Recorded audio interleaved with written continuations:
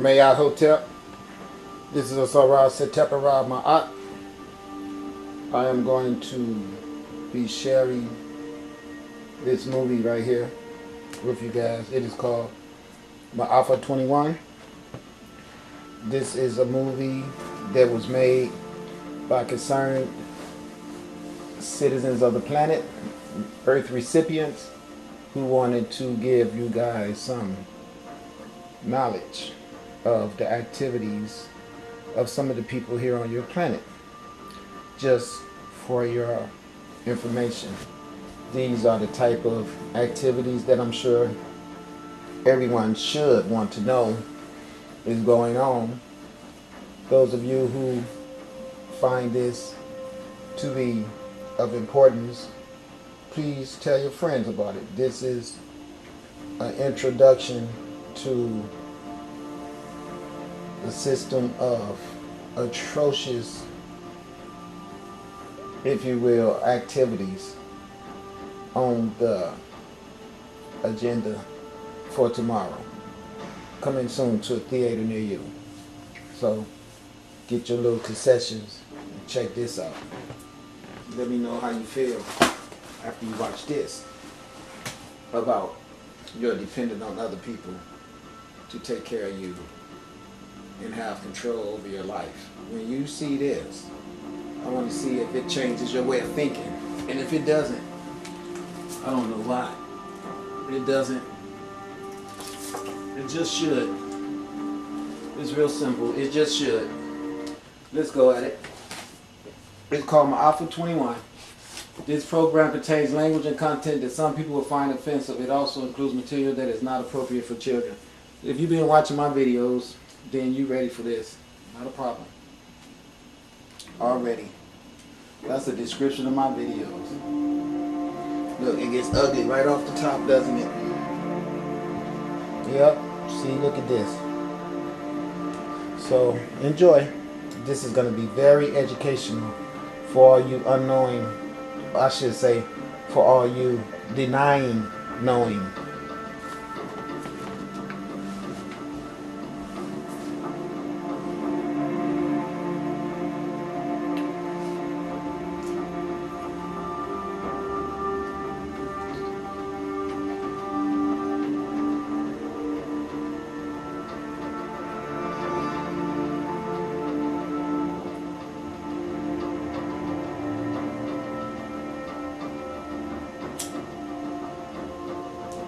Among the ranches and rolling hills in the northern part of Denton County, Texas, the remains of more than 400 people lie in an overgrown cemetery.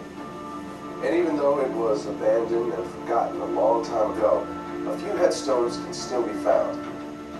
But most of the graves in this place never had headstones to begin with.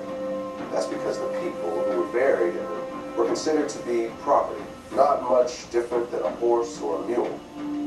This is where slaves were buried.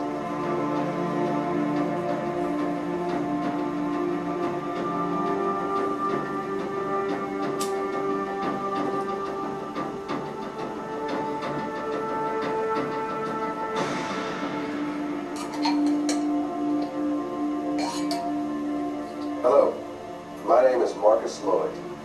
And I'm Michelle Renee. And thank you for joining us. If you are African American, you and I will always be connected to the people whose bodies lie in that cemetery. Our ancestors may have worked alongside of them in the same cotton fields. They could have been bought and sold at the same auction houses, or had chains hammered around their necks by the same overseer. Some of them may have even been hunted down by the same slave catcher or whipped by the same master. For almost 250 years, our people were held in bondage. And today, this period of history has come to be known by an ancient Swahili word. It's called the Ma'afa. And it began when the first Africans were shackled to the bottom of a slave ship. But the irony is that it did not end when the slaves were freed. In fact, it hasn't ended yet. And as you're about to see, a hidden racial agenda is keeping the Ma'afa alive into the 21st century. What shall be done with the 4 million slaves if they are emancipated? This question has been answered and can be answered in many ways. Primarily, it is a question less for man than for God, less for human intellect than for the laws of nature to solve. Our answer is, do nothing with them.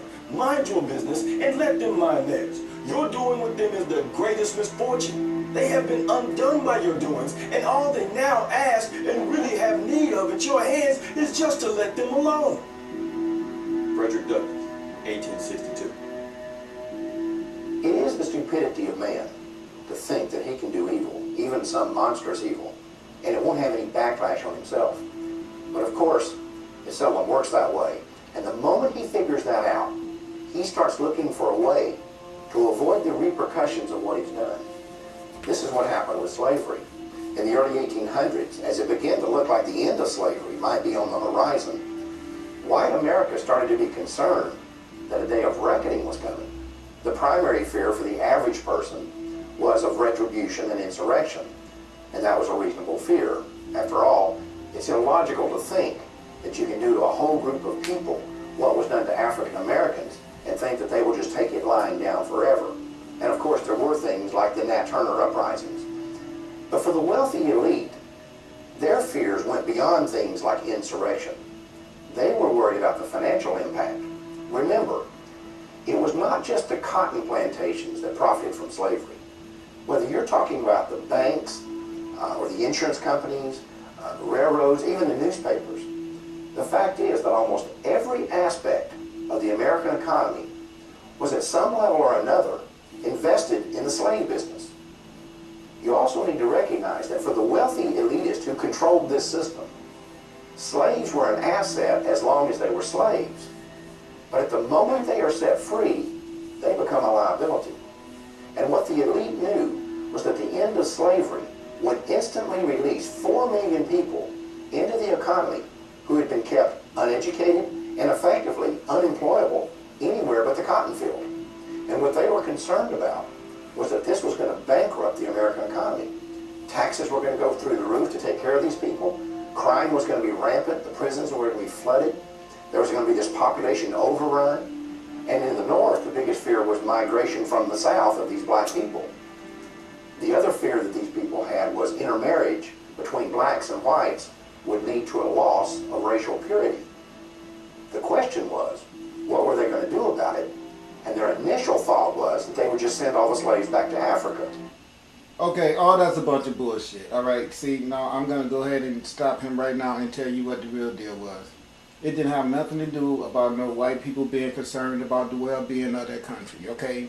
Bullshit. You're not going to sit there and tell me after your ass has been the person that victimized all these people, raped them, sodomized them, butchered them, you know, decapitated their asses, you name it, every atrocious crime you could think of a person doing to another person, these people have done. And all of a sudden he wants to tell you that they are so afraid now that for some reason there's going to be this big insurrection, or for some reason justice is going to come through and set all the slaves free.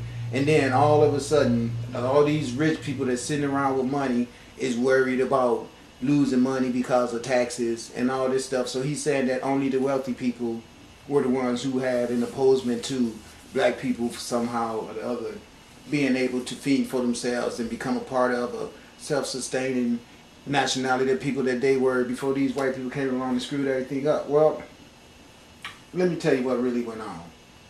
It was the whole collective energy of the whole race of you Europeans to make sure that what you saw being able to be the beginning of a liberation of a people was stagnated. So don't try to sit there and say it was just the wealthy. And don't say the reason for it was because your fear that you was going to have to pay some taxes and all that old shit. What it really was everyone was collecting off of slavery. They had got comfortable and wealthy from it. Everyone, from the richest cracker to the not that rich but still living good because he got my share of the shit, not that well off cracker.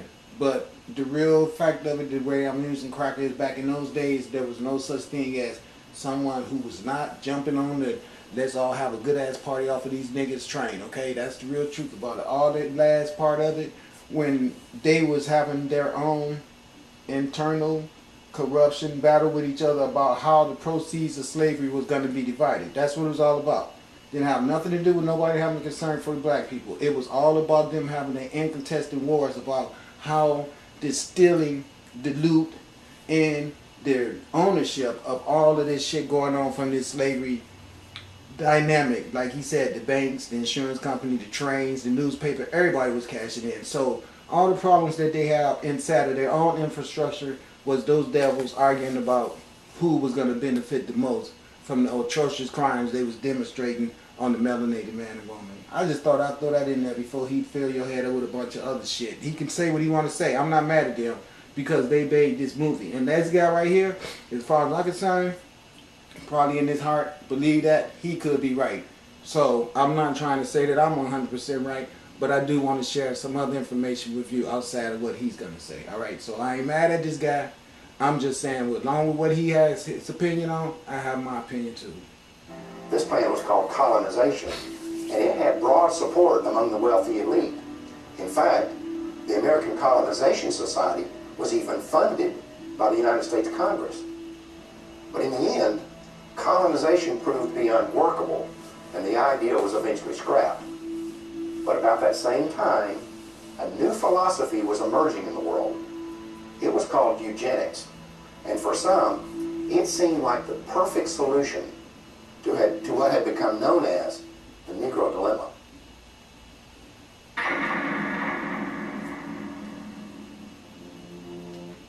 One more thing, let's add to that last statement he said. We come to a part in America known as the Negro Dilemma. Okay, let's blame something on truth and reality. There's no such thing as a Negro Dilemma, first of all, with Europeans, because Negroes ain't something that just popped up with Europeans. Europeans is something that just popped up around melanated people, okay? Europeans have always known about the existence of melanated people, all right? Even the ones that was up in Europe during the Ice Ages, when they came out of the areas where they were separated from black people, always did everything they could to find themselves in areas where they could mingle and absorb everything that they could from black people. Just through simple osmosis, the European people knew that the only chance they had to ever become anything was to get around the people that was everything, because they were nothing. They had nothing to offer. So all this stuff about them all of a sudden having a problem, talking about the whole Negro dynamics, the whole history of the white man is based around him forcing himself into dynamic encounters with black people. I just thought I'd throw that in you, because even right now, as you look around the world, you will see the white man is infesting every land on the planet, which means that somewhere he had to intrude on somebody, somewhere. This is a trademark of him. I do not join in the belief that the African is our equal in brain or in heart.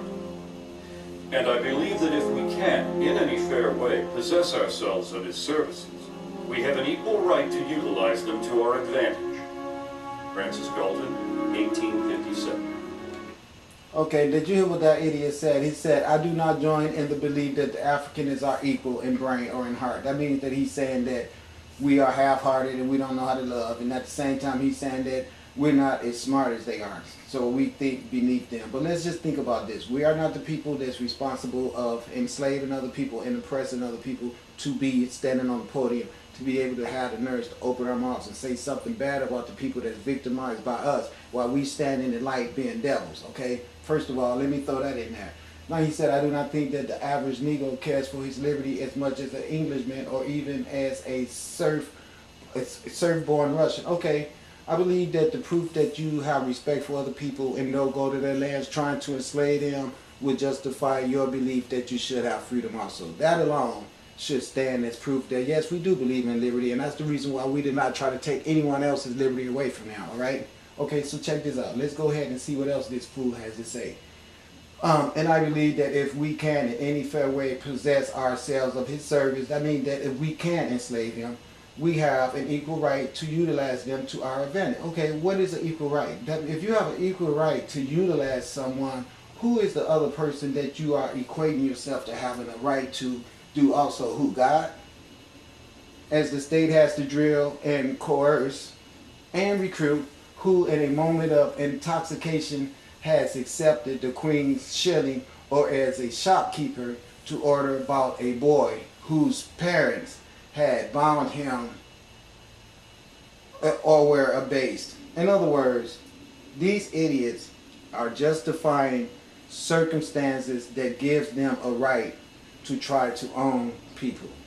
And I bet you, when he get through with all of it, it will be that he thinks that he's got this privilege from his God. So I just wanted to throw that in there with you, people of the earth, so you can see why it's so easy for people to have disrespect for each other in this day and time. Because you can look at this guy picture right here, and he would be a real good cornerstone for you to use as a landmark of the beginning of that type of behavior, because he confessed it right there when he wrote that stupid shit that he wrote. He wrote it himself and was proud as hell to put his face up there so you could see him. So I'm just giving you guys a format to look at to see why some people find it not hard to look down on other people and think that they ain't shit because of this type of propaganda coming from people like this guy right here. Francis Galton is known as the father of eugenics. He actually coined the phrase eugenics. So he believed in trying to increase those he felt were superior in stock and decrease those he felt were inferior. Francis Galton came from a very wealthy family, a family that made its wealth from the slave trade. And what a lot of people don't know is that Francis Galton was a cousin to Charles Darwin. Francis Galton took Charles Darwin's philosophies and ideas and thoughts, and he actually put them into practice, and that's what we know today as eugenics. Eugenics and evolution are related in that they both see what they consider to be the highest form of primates, such as the gorilla, as almost indistinguishable from what they consider the lowest form of human, the African and the Aborigine. Now I want to show you something.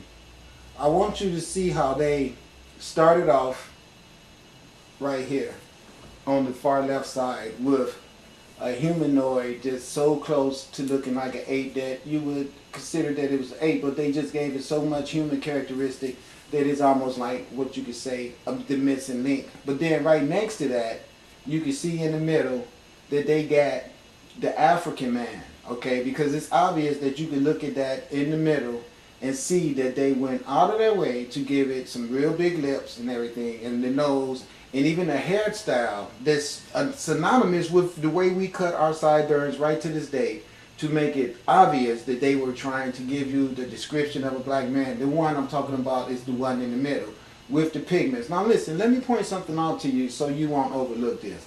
Now they go from this hairy ass ape, that's the beginning, okay? From the hairy ape you go to this low hair black man, but everything about the facial characteristic is so close and synonymous with each other, they want you to really see the fact that, well, the black man didn't come close, real far away from the ape. That's the whole thing about that. That's what they try and perpetuate. But now look, all of a sudden, here comes Mr. White Man. Now, my point is, how did the ape that is real, I'm sure black and everything, go to black again? Because of course that's a black man, so they both will be synonymous with having melanin and this color of pigment. But then all of a sudden the recessive motherfucker that's lacking the most important element, which is the melanin that you see all throughout nature, is going to come out as the leading recipient of everything that's good and the real outcome of the whole reason everything was put together. Now this is the psychopathic brainwashing that this guy Charles Darwin is trying to get everybody on earth to believe, that the Europeans, first of all, they tell you that the black people was cursed. In the Bible, they tell you we were cursed and turned from white to black. But then Charles Darwin comes along and contradicts that by saying that we were all apes, and then the black man came next from the ape, and then the white man came from the black man. But see, we have a problem with that, and I'm going to tell you why. Because first of all, we still have apes on the world, on the planet. We still have black men on the planet, right along with white men. So if all this evolution went on where the white man came out as being the top of the whole chain, then the eradication of the apes and the eradication of the man that is melanated would have been a part of the necessity of the whole equation for that white man to sit there trying to make himself be superior over everything. Because you can't be superior over the things you claim you came from through evolution if the evolution parts of your creative ending is still around to walk up to your face and say, no, that's a lie. See, I am living proof that Charles Darwin theory of this evolution shit is not true, because I can tell you my history as a melanated man on this earth does not make me come from an ape. So fuck Charles Darwin. he's a fucking lie. Excuse my language, but things like this, it make you get really emotional because this is why everybody is so stupid. At some future period, not very distant as measured by centuries, the civilized races of man will almost certainly exterminate and replace the savage races throughout the world. The break between man and his nearest allies will then be widened, or it will intervene between man and a more civilized state, and some ape as low as a baboon, instead of as now between the Negro or Australian and the gorilla. Charles Darwin, 1890. And this is one of you white guys' heroes. And the only reason why you guys revere him and hold him in high esteem as someone great is because just like your King James, they both have one thing in common. They bash black people. And that's the only thing necessary to be someone great in you guys' books. Tarzan beat the shit out of black people, okay? Christopher Columbus beat the shit out of black people. King James beat the shit out of black people. Charles Darwin screwed black people up. George Bush. All these leaders and presidents all over the world that's been great heroes to this planet has all did one thing very successfully, and that is downtrodden, stepped on, eradicated, talked bad about, never found anything good in black people, and murdered us all over the planet. That's all you guys should ever write in your book. If somebody ever walk up to you and say, what as a people have you guys done? You should say, we murdered the god and goddesses of this planet. Charles Darwin is very well known for writing The Origin of Species in the 1800s. This book gave rise to evolutionary theory. What people don't know is that there was actually a longer original title to this book, and that was On the Origin of Species by Means of Natural Selection, or the Preservation of Favored Races in the Struggle for Life. Now, copies and editions that they made afterwards eliminated that phrase about the favored races. Evidently, they understood then that it was politically incorrect. Some may defend Francis Galton because eventually that he rejected slavery, but they do point out that all of his wealth did derive from the slave trade, but also it needs to be known that he, as well as other eugenists, did not reject slavery until after it had ended, and they could not any longer exploit blacks legally. So at that point, it would have been quite easy for he and his cohorts to reject slavery. The truth about the matter is the whole wealth of all races on the planet outside of the melanated race right now has benefited financially off of the mistreatment and the pillage and plundering of all the melanated civilizations on this planet. We have been victimized by every nationality on this planet. Once the advent of the white man came and weakened our strategic ability to stand up for ourselves because of his ma'afa against us, he opened up a system where the whole world was able to come in like vultures and pick up for our dying corpses. And this is still continuing today, as you can see by the look on this man's face right here. I know he has been through some shit. Please believe that. This is what you guys cause to us. This is what you guys make us become. This tattered, torn, gray-haired, wise old man has seen the filth of this world front row. Believe that. I'm looking at him now knowing if I ever let it get great like this guy right here, I will have that same type of posture with my hand under my chin wondering how in the fuck could these people be this damn wicked. I know that's what he's thinking. Well, I think this is a point that we all have to really realize, that the eugenics movement was not invented by the everyday average white American, but by a select group of wealthy white elitists that had often used this ideology to pit all of white America against black America. And so we see that indeed that truly is the case even to this day. Average Negroes possess too little intellect, self-reliance, and self-control to make it possible for them to sustain the burden of any respectable form of civilization. without a large measure of external guidance and support. And that's the reason why they had to take their ass into all the Nile Valley civilizations and dig up our dead from all of our cemeteries and do autopsies to try to figure out how the hell we was able to make these bodies be mummified to live and sustain their molecular structure and be around forever and ever, and would have remained around forever and ever had they not brought their asses out there under the guidance of their devil corrupt minds to go out there and try to discredit us for being the people that can do things like this and write up bullshit articles like what he wrote right there. Now, I'll tell you the truth about this. I can take your ass to any website on YouTube and show you the faces of our kings and our pharaohs that was made out of gold. Now, he cannot say this stupid shit right here when I could go and show you that that's not true, because I can show you that we were craftsmen of gold. I can show you where we charted out stars. I can show you the temple remains of all our civilizations, all of it down in our valley, here in North and South America.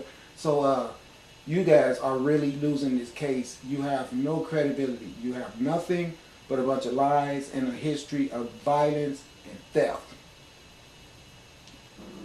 Francis Galton, 1873.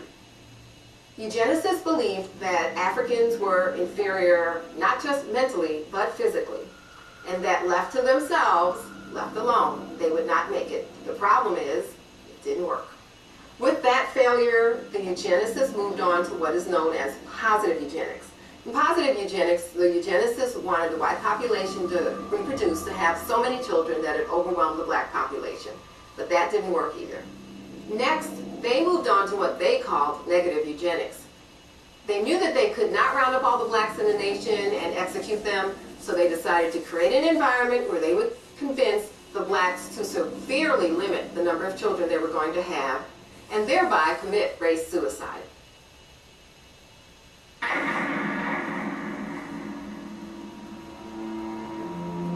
The problem of the socially fit must be treated not as one of color, but as a problem of the spread of feeble-mindedness. Dr. Charles Davenport, 1913, director of the Eugenics Record Office, Cold Spring Harbor, New York, and co-founder of the American Eugenics Society. The eugenics realized that they could not promote their agenda simply because they knew it would be viewed as politically incorrect and socially unacceptable. So what they did was use code words that were once successful in slavery, terms such as feeble-minded, unfit, words such as imbecile, immoral, criminal. They tagged those labels upon the targeted community. These words were less inflammatory, so it lets society more. I want to show you guys something. Spread of Negro crimes alarms Mr. Washington. Scientists have new plan for dealing with morons. Okay, all of this shit is nothing but they asses always finding a reason to perpetuate their violence on undeserving people. So they would go and spread lies like he stole a lawnmower, get the police to help, private citizens, fire department all come together, blame a lie on the prominent black man, try to get him in the prison system and all that bullshit. All it is just so the minds of us intelligent black people will never be able to manifest to destroy their corrupt system of control that they have over the whole planet. And all you white people that they convince to help them do that is victimized now because of that. And if they ever successfully kill all the black people on this planet, you better believe your ass is going to be next. Let's not be totally alarmed of the original intent, but deep down inside, I believe everyone truly knew what segment of society and what people they were actually talking about. Even a cursory glance at the charts, photographs, and diagrams used to popularize eugenic ideals reveals that the unfit were swarthy, black, and ugly by Anglo-Saxon standards, with flattened noses, wiry hair, and prognathous profiles. Now see, this type of propaganda right here is the same propaganda that they used on the black woman to get her to feed off her own natural attributes of beauty that was given to her by the universe. That's why they won't wear their own hair. That's why they think they need those nails. and all the dress that's accompanying the acceptance of the white man. You know, all this prostitute looking stuff. You know what I mean? Like, you know, whatever happened to the day where a woman took class in hiding herself from the world and not going out there trying to show everybody what God had gave her, you know? Now they got it to the point where a mini skirt is definitely, you know what I'm saying, not what every woman should be wearing. And then when you look at her, she want to have a problem. It's like, well, if you didn't wear that thing all the way up to your ass, I probably wouldn't have ran into this damn pole right now trying to look at you. You better be glad I don't get out this car and slap the shit out of you, because you should have put some clothes on. I'm just crazy. I wouldn't do that.